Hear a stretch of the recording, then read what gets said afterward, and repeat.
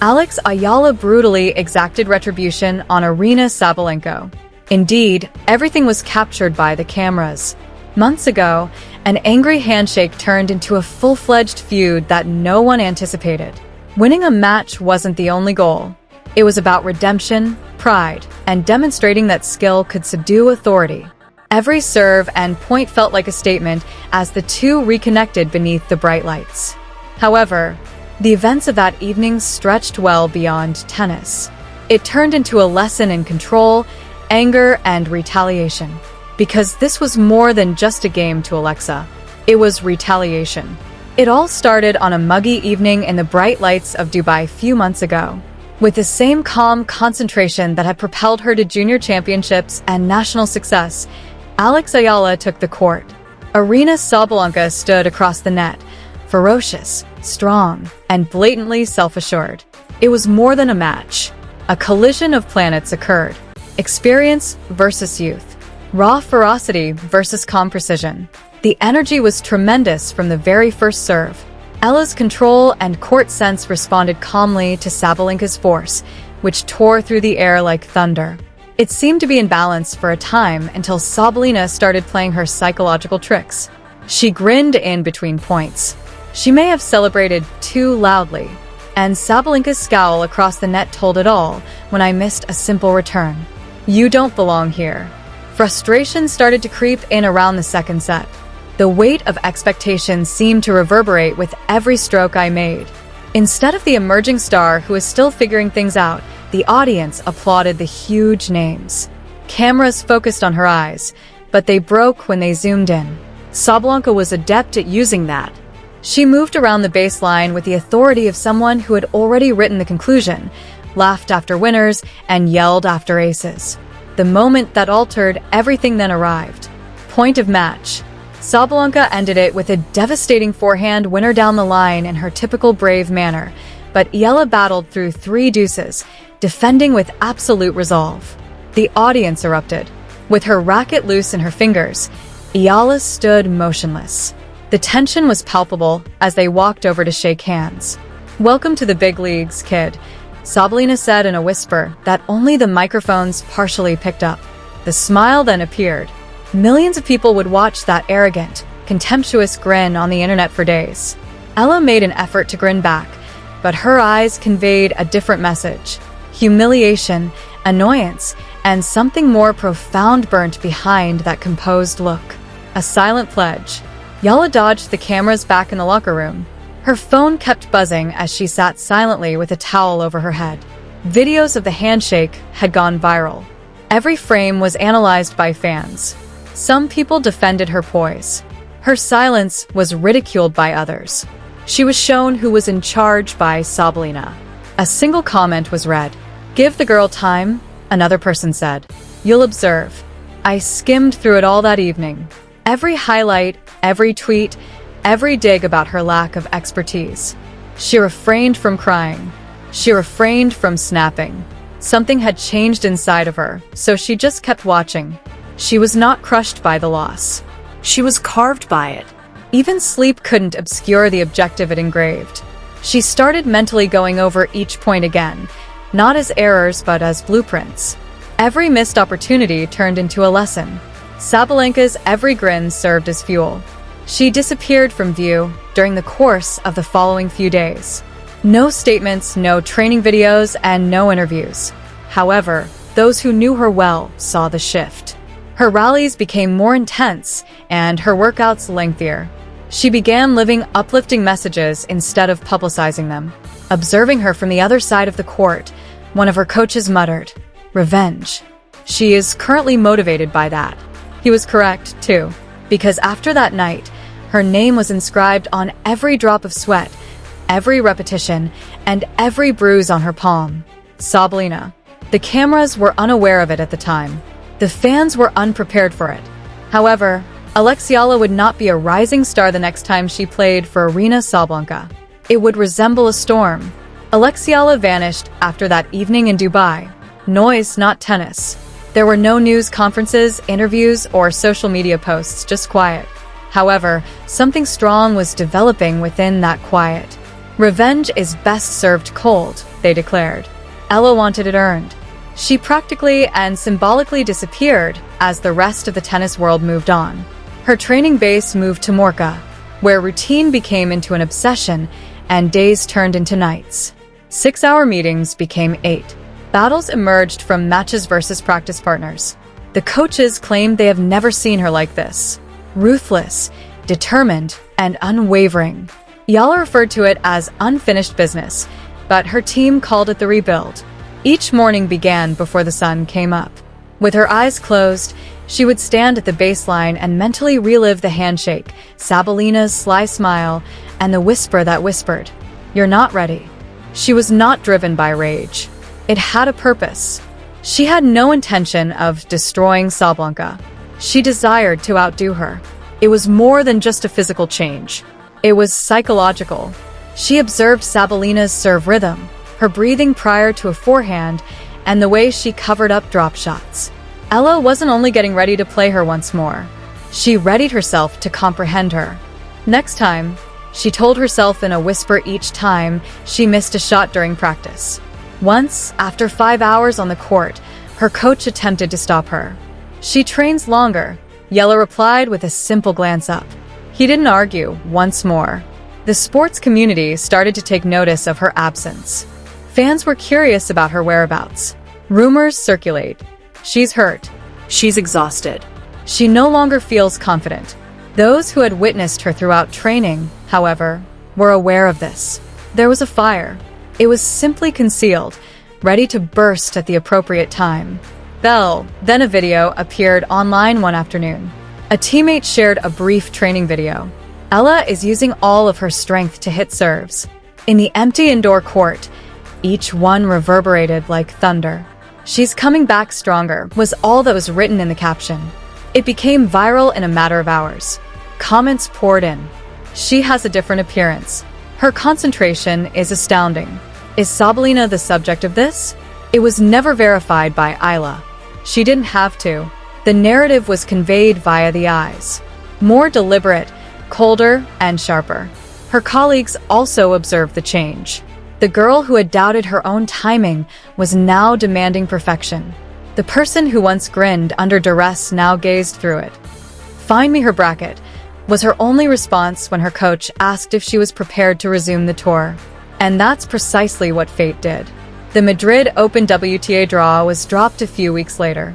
Sabalenka and Eala are in the same section.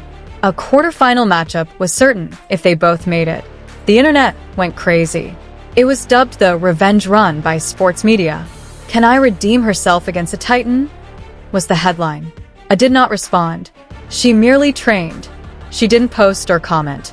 But beneath the serene exterior, her heartbeat accelerated. This was it, she knew. The script was writing itself, and the path had looped back. The Eala she never anticipated would now confront the same lady who had earlier degraded her. This time, no fear, she muttered as she gazed into the mirror in the locker room prior to her first game. That week, each swing had a purpose. The eventual collision was getting closer with each victory. She was questioned by reporters regarding the rivalry, the handshake, and the murmurs. "I'm not thinking about the past," Eala said with a courteous grin. "I'm considering what comes next." However, everyone was aware of the reality. Her past was what came next. The cameras would soon be able to see that it was going to catch fire. Soon, the fans would sense it. The tempest Eala had been brewing for months was about to blow up when she finally stood across the net from Sabalenka once more. The Madrid arena was filled with heavy air. That silence that exists in the space between chaos and expectation. Every seat was packed with fans, phones out, and hearts pounding. It was finally time for the contest that everyone had been anticipating. Aryna Sabalenka versus Alexandra. Reputation versus retaliation. Pure strength versus calm precision. You could sense the change as soon as you stepped onto the court. Eala did not wave or grin. Her unblinking, unfathomable gaze was fixed directly across the internet. With her racket thumping repeatedly on her thigh, Sabalenka, on the other hand, entered like a hurricane. She smiled briefly, the same smirk from Dubai, as if she were still in control of the situation. However, she didn't own the moment this time. The match's opening serve reverberated like a gunshot. Sabalenka started off aggressively, shouting after each point and slamming aces. Ally, though, remained unflinching. She glided with the fluidity and calmness of water. Every rally became a struggle of wills. The glare followed. Eala completed one of the opening set's longest points with a laser forehand down the line after 23 strokes of unwavering accuracy. The audience erupted. She didn't simply turn away for the first time. She stared directly at Sabalenka, silent, calm, and icy. Just that glance spoke it all. "I'm not the same Dubai girl." The cameras instantly zoomed in. In a matter of minutes, the video went viral on Twitter. According to one post, Eala simply gave Sabalenka the death gaze. "That's the look of revenge," remarked another. The game got more intense. Sabalenka attempted to overwhelm her, but Eala continued to take the blows and expertly return them. It was tennis masquerading as chess. Sabalenka tried to frighten her opponent by yelling and clenching her fist, but I became her shield. Something remarkable occurred halfway through the second set. After losing consecutive points, Sabalenka became irate and threw her racket into the clay. The audience let out a gasp. Eala remained silent. She just went to the baseline, hit an ace down the middle, and bounced the ball 3 times. It was her quickest serve of the competition. The stadium blew apart. Sabalenka gaped in shock. Ally didn't rejoice. That one was for Dubai, she seemed to convey with a single nod. Every moment was captured by the cameras. The message, the calm, the glare. The moment was replayed in slow motion by broadcasters, who referred to it as the tipping point. The anxiety had peaked by the time the last set started. Every rally felt intimate, each point like a shot-by-shot exchange between competitors. I broke Sabalenka's serve at 54 with a scorching backhand winner that painted the line, keeping Sabalenka in the match. "Game, set, match, Eala," declared the chair umpire. The audience went crazy. A drop to her knees, not in shock but in relief. This was the result of months of training, humiliation, and quiet. Sabalenka hesitated as they made their way to the net. This time, there was a silent recognition instead of a smile or whisper.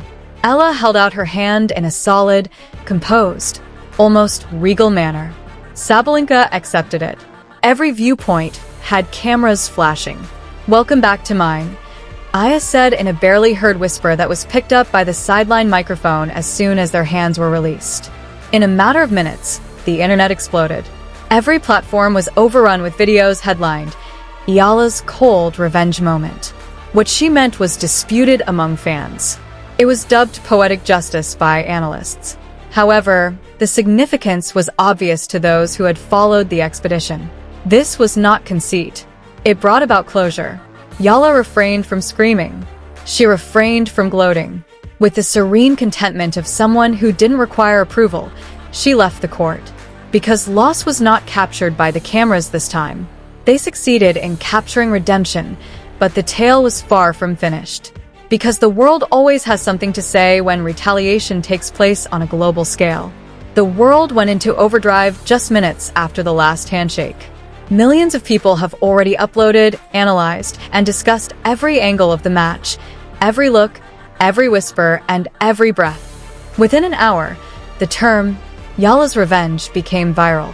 Videos showing her steely gaze, slowed down and tagged with phrases like cold, fearless, and queen energy, filled Twitter and TikTok. Others captured the last handshake, focusing on the precise moment she stated, "Welcome back to mine." It didn't matter that no one could agree on what she meant. It grew to be more significant than the actual game. Sports stores flourished. It was dubbed a rivalry reborn by ESPN. It was dubbed the emergence of a new cerebral titan by Tennis Channel. Players also voiced their opinions. "She's not a kid anymore," tweeted Coco Gauff. Even though Anjabir shared a straightforward fire emoji, not everyone was applauding. Fans of Sabalenka retaliated right away. Eala was accused of being conceited and making fun of a champion.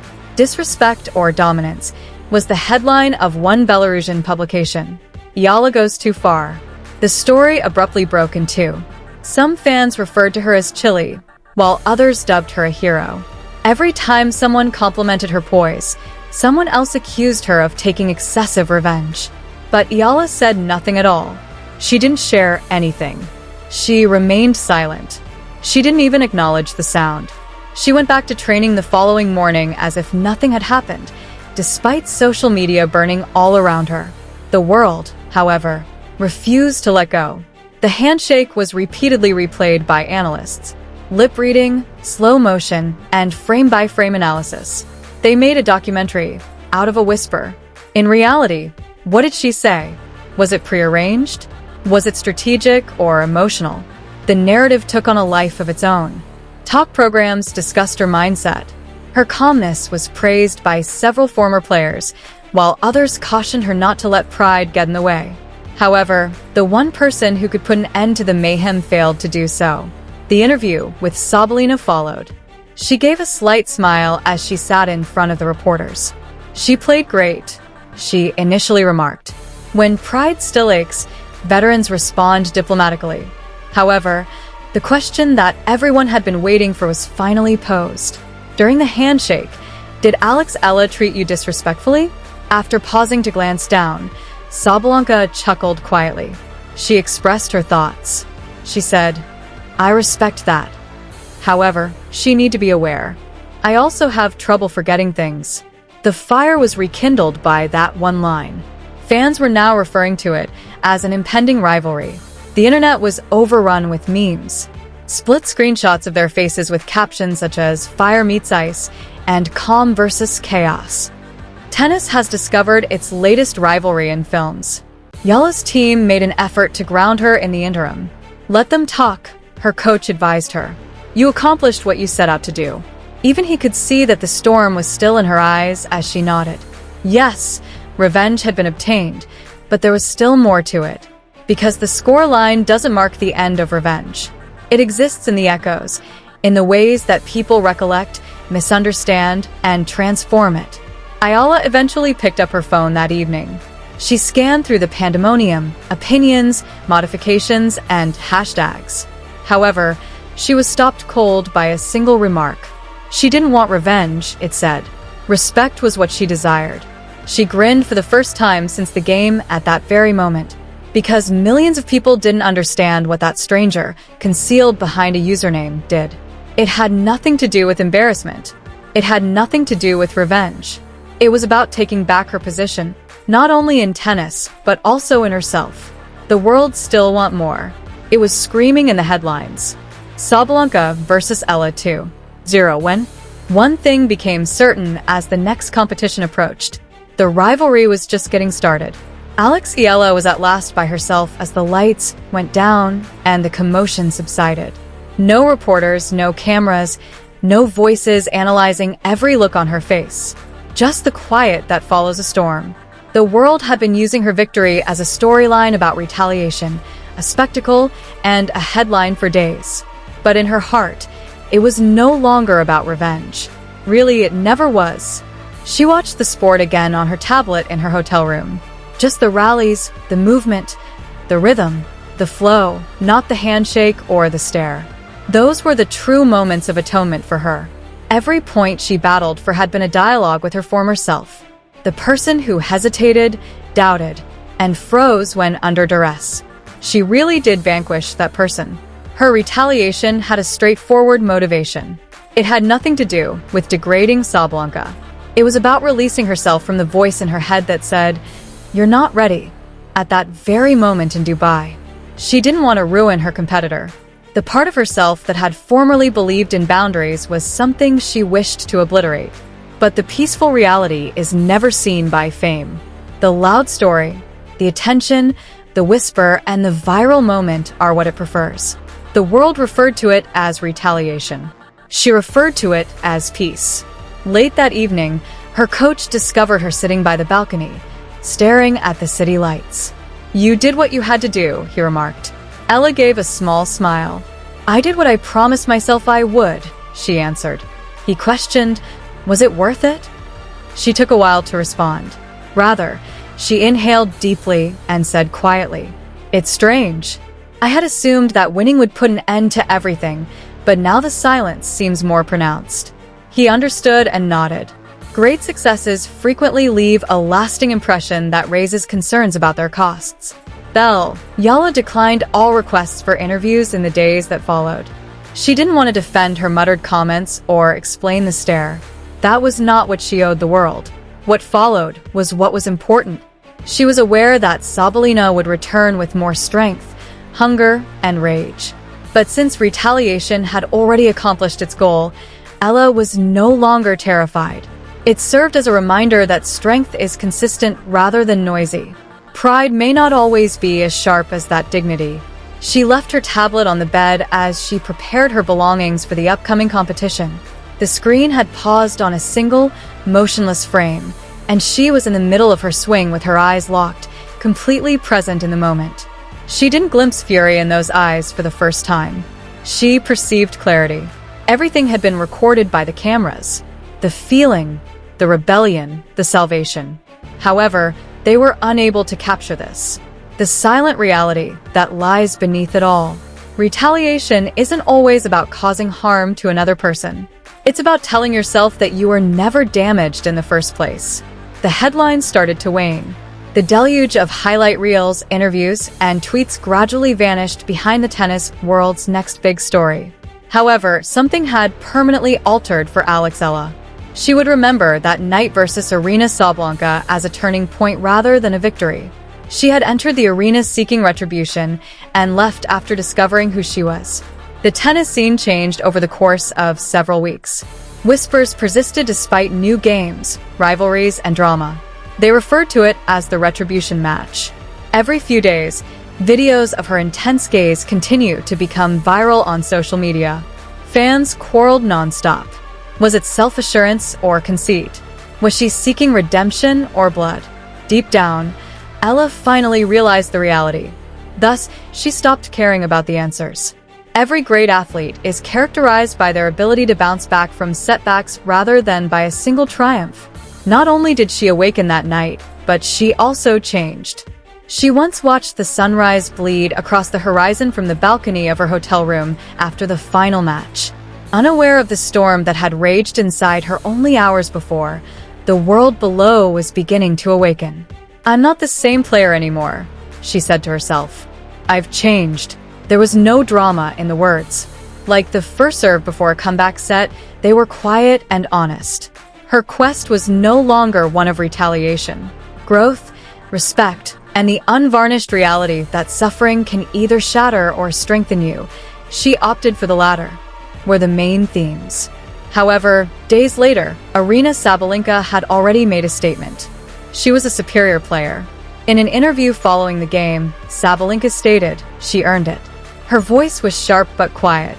Two fighters who had pushed each other to the limit now shared a mutual understanding and silent respect. And that's what gave this tale its eternal quality. Not the rage, not the moment that went viral, not the cameras, but the metamorphosis that underlies it all. "Do you still think about that match?"